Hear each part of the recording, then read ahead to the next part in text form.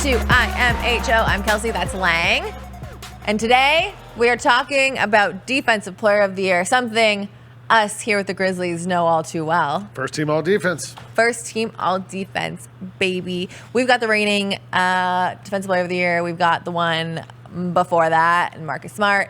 And now we are going to tell you where our votes would go if we had some votes on Defensive Player of the Year before it gets announced in the NBA. We've got our top three each.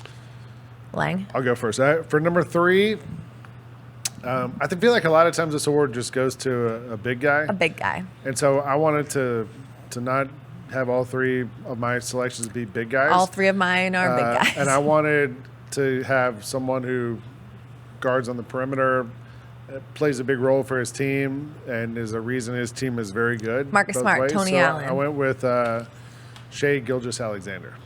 Oh. He actually leads the NBA in steals, 2 per game. Shout out Canada. Yeah, shout out. I Canada. like him. I have him for something else. Okay. For another award. Who do you have for 3 on DPOY? For my third Defensive Player of the Year, I am going with Victor Wembanyama. All right. Leads the league in blocks, as Jaren did last year. He just about 4 blocks per game.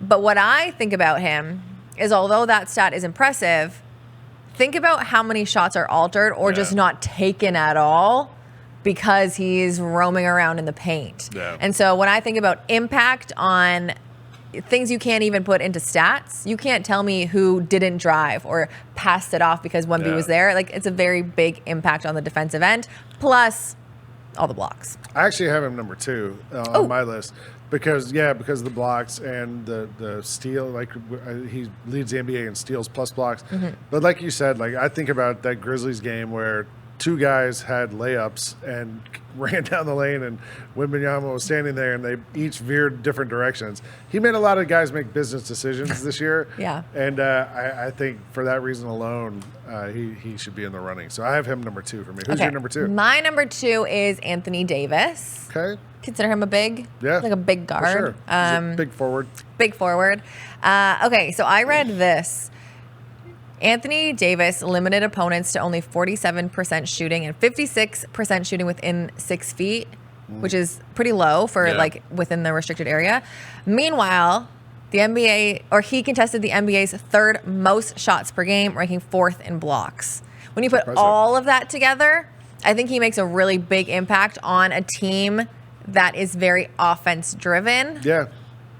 In the Lakers. And so it doesn't have a lot of defenders. It doesn't have a ton of defenders. Yeah. I'm going to go for number 1 with a guy who's done this before, Rudy Gobert.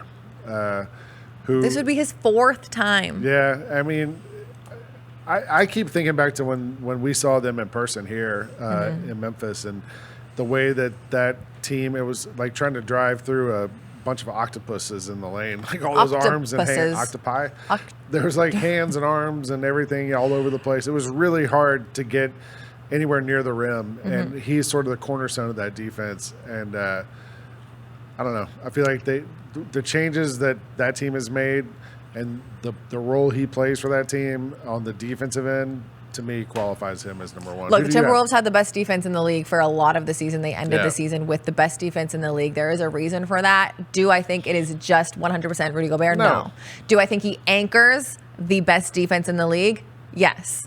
Yeah. My vote goes for Rudy Gobert as well. It's similar to what kind of like Jaren did last year for the Grizzlies, you know? Like, did Jaren have other defenders around him who made the Grizzlies a really good defensive team? Absolutely. But it all funneled to him. And but did he anchor that defense? The same way, the T-Wolves, everything goes to Rudy, and he's sort of that last line of defense a lot of times, and it's hard to score on him. Yep. So, great. We agree again on another award. We're going to try this again. That means we're smart.